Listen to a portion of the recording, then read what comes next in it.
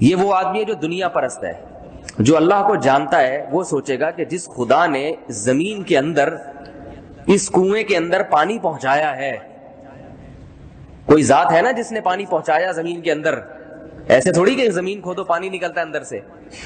قل ارأیتم ان اصبح ماؤکم غورا فمن یأتیکم بماء معین.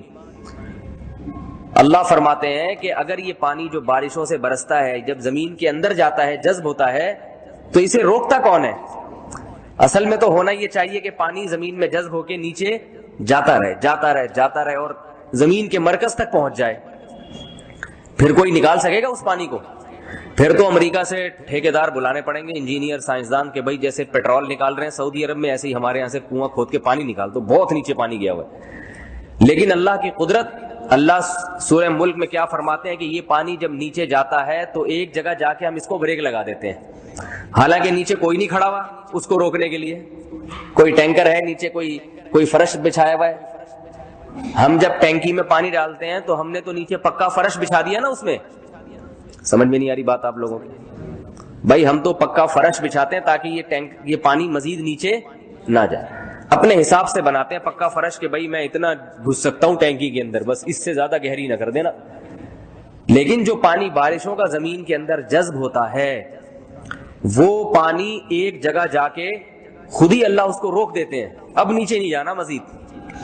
اور اللہ یہ دعویٰ بھی کر رہے ہیں کہ اگر اللہ اس پانی کو مزید نیچے لے جائے تو دنیا کی کوئی طاقت اس پانی کو زمین سے نہیں نکال سکتی.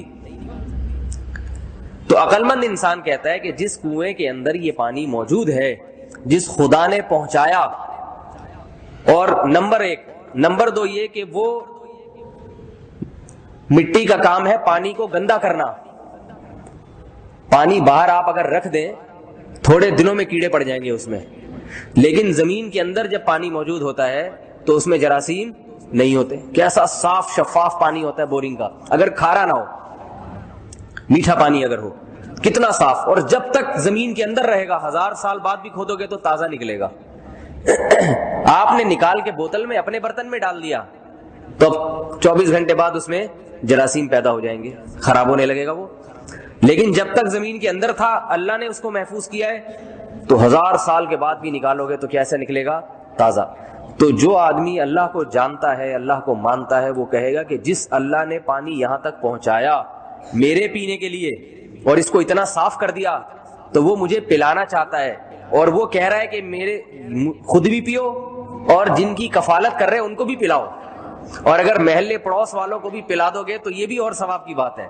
تو جو خدا مجھے پلانے کا کہہ رہا ہے, اگر میں اس کے حکم کو پورا کرتے ہوئے پلاؤں گا تو ظاہر پرست لوگ تو کہیں گے کہ یہ ختم ہو جائے گا, لیکن میرا ضمیر اس بات کو نہیں مانتا. جس نے یہ پیدا کیا وہ اور بھی پیدا کر سکتا ہے, لہذا وہ نکالے گا اور دیکھے گا کہ آج میں نے نکال کے پورا پانی ختم کیا, کل دوبارہ کنواں اسی طرح بھرا ہوا ہوتا ہے کہ نہیں ہوتا؟ اس لیے کہ جس اللہ نے پانی پہنچایا وہ دوبارہ پہنچا دیتا ہے. اب کہاں سے آ رہا ہے؟ اب کوئی پائپ لگے ہوئے ہیں, کوئی نلکے لگے ہوئے ہیں. واٹر بورڈ والے اگر پانی بند کر دیں نلکے ولکے تو ہم تو بھوکے پیاسے مر جائیں, نہیں مر جائیں. لیکن اللہ زمین میں نلکوں کو بند نہیں کرتے, وہ انسانی ہاتھ میں نہیں رکھا اللہ نے یہ نظام. کنویں میں پانی آتا رہتا ہے اور جتنا پانی نکالیں گے اتنی ہی رفتار پانی کی تیز ہوگی, کیونکہ جب پانی بار بار آتا ہے تو وہ زمین کے جو سوتے ہیں نا, جہاں سے جو سوراخ ہے زمین کے جہاں پانی آ رہا ہے, وہ سوراخ کشادہ ہونا شروع ہو جاتے ہیں, وہ بڑھنا شروع ہو جاتے ہیں. آپ پانی نکالیں گے تو پھر زمین کا سارا پانی پریشر سے اس طرف آئے گا, پھر آئے گا. تو جن راستوں سے آ رہا ہے ان راستوں میں پانی جب بار بار چلتا ہے تو وہ راستے بھی آہستہ آہستہ کھلنے شروع ہو جاتے ہیں. لہذا جس کنویں سے زیادہ پانی نکالا جائے پانی اسی کنویں میں زیادہ آتا ہے. تو اللہ نے اس میں دکھا دیا کہ اللہ تعالیٰ یہ جو دولت دیتے ہیں نا, دولت, یہ دولت بھی اللہ کا ایک اصول ہے کہ جب اللہ پانی پلاتے ہیں نا تو کہاں جمع کرتے ہیں اس کو؟ کنویں میں جمع کرتے ہیں, یا ہر ایک کے گھر کی جیب میں پہنچاتے ہیں, ہر ایک کے گلاس میں الگ الگ ڈال کے دیتے ہیں؟ کہاں جمع کرتے ہیں اس کو؟ کنویں میں. پھر وہاں سے انسان نکال کے لے جاتا ہے. تو اسی طرح اللہ کا یہ نظام ہے کہ وما من دابۃ الا علی اللہ رزقها. یہ مثال اچھی طرح سے سمجھیں. کنجوس اور بخیل آدمی کو یہ آیتیں سمجھ میں نہیں آتی. اللہ نے فرمایا کہ زمین میں چلنے والی جو بھی مخلوق ہے اس کا رزق ہم نے اپنے ذمے لیا ہے. کس کے ذمے ہے؟ اللہ کے. لیکن اللہ یہ ذمہ داریوں کو تقسیم کرتا ہے. ہر ایک کی جیب میں براہ راست پیسے نہیں پہنچاتے، جیسے ہر ایک کے گلاس میں اللہ براہ راست پانی نہیں پہنچاتے، بلکہ اللہ لوگوں کو مرکز بناتے ہیں. ایک کو دولت مند بنا دیں گے، دوسرے کو غریب مسکین بنا دیں گے. دولت مند کو کہیں گے تیری جیب میں پیسہ ڈال رہا ہوں، اب تو ان غریبوں کو بھی خود بھی کھا، ان غریبوں کو بھی کھلا. ایسا ہوتا ہے نہیں ہوتا؟ گھر کے سربراہ کو اللہ نے دولت دے دی اور کہا کہ بیوی کو بھی کھلا اور بچوں کو بھی کھلا، والدین پہ بھی خرچ کر. ایک کمانے والا ہوتا ہے. تو اگر یہ عقل مند ہوگا اور یہ کہے گا کہ یہ اللہ میرے ذریعے سے ان کو روزی دے رہے ہیں، تو وہ اس کا یہ نظریہ ہوگا کہ اصل میں یہ پیسے میرے نہیں ہیں بلکہ انہی کے ہیں. سمجھ آ رہی ہے بات؟ انہی کی وجہ سے میری جیب میں ڈالے جا رہے ہیں. لہذا عقل مند خرچ کرتا رہے گا اور اس بات سے خوف نہیں کرے گا کہ یہ کہیں ختم نہ ہو جائے. اس کو یقین ہے کہ میں کروں گا تو اللہ کی طرف سے جو راستے ہیں نا پیسہ آنے کے، وہ راستے کھلتے چلے جائیں گے، کشادہ ہوتے چلے جائیں گے. جب کنویں سے بار بار پانی نکالا جاتا ہے تو پرانے راستے بھی چوڑے ہو جاتے ہیں اور کچھ نئے راستے بھی کھل جاتے ہیں آنے کے لیے. تو رزق کے جو اسباب ہیں، ملازمت ہے، تجارت ہے، اس میں بھی برکت ہوگی، اور رزق کے ایسے ایسے اسباب مزید پیدا ہوتے چلے جائیں گے جن کے بارے میں اللہ تعالیٰ فرماتے ہیں کہ وَيَرْزُقْهُ مِنْ حَيْثُ لَا يَحْتَسِبْ، وہاں سے روزی دیں گے جہاں سے اس کا گمان بھی نہیں ہوگا. ایسی جگہوں سے رزق ملنا شروع ہو جائے گا.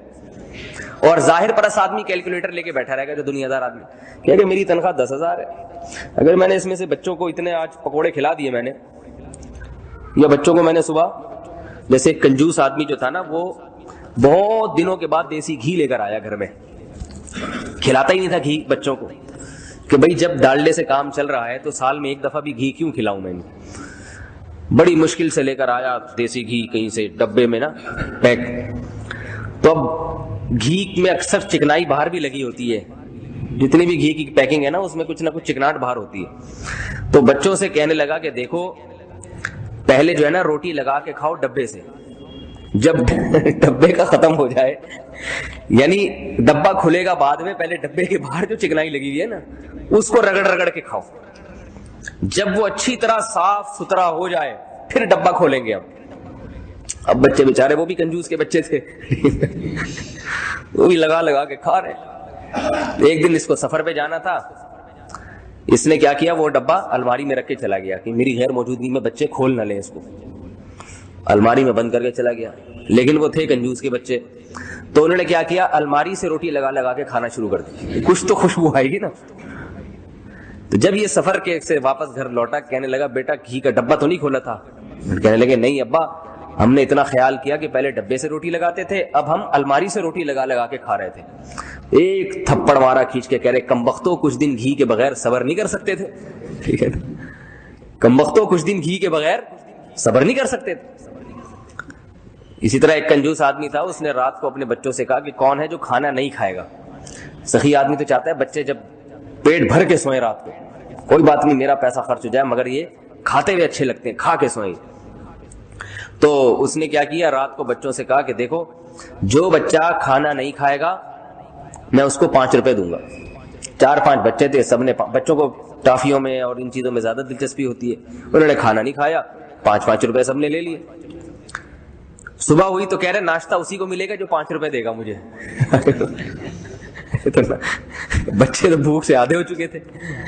تو یہ تو خیر ایسے ہی فرضی واقعات ہیں، لیکن حقائق میں بہت سے ایسے کنجوس لوگ بھی ہیں جو خرچ نہیں کرتے جتنا اللہ نے حکم دیا ہے خرچ کرنے کا. میں یہ نہیں کہہ رہا کہ اسراف کریں، اڑائیں. تو خرچ کرنے والا اللہ کو پسند ہے، جمع کر کے رکھنے والا اللہ کو پسند نہیں. الذی جمع مالہ وعددہ. تو اللہ کا یہ فضل ہے جو دولت کمائی جاتی ہے، تو اس فضل میں دوسروں کو شریک کرنا چاہیے، کھلانا چاہیے. اس کا فائدہ کیا ہوتا ہے کہ جو رزق کے دروازے ہیں، مزید دروازے بھی پیدا ہو جاتے ہیں اور پرانے والے دروازے بھی کشادہ ہونا شروع ہو جاتے ہیں. اور اللہ کہتے ہیں کہ بھائی یہ کھلا رہا ہے، اب میں نے مخلوق کو کھلانا تو ہے، اس کی جیب بھرو کیونکہ یہ کھلائے گا. اس منحوس کی جیب جو ہے نا، وہ کمبخت کی، وہ کنجوس آدمی ہے، اس کی جیب بھرنے کا فائدہ نہیں ہے. لہذا اللہ اس کی دولت کو ضائع کرواتے ہیں مختلف طریقوں سے. یا تو رزق کے دروازے روک لیں گے اس پہ، یا رزق آئے گا مگر اس کے اپنے خرچے اتنے بڑھا دیں گے اللہ تعالیٰ کہ وہ آدمی جو ہے نا اپنے خرچے بھی اس کے پیسوں میں پورے نہیں ہوں گے. ہمارے پاس کتنے لوگ آتے ہیں کہ 1 لاکھ روپے تنخواہ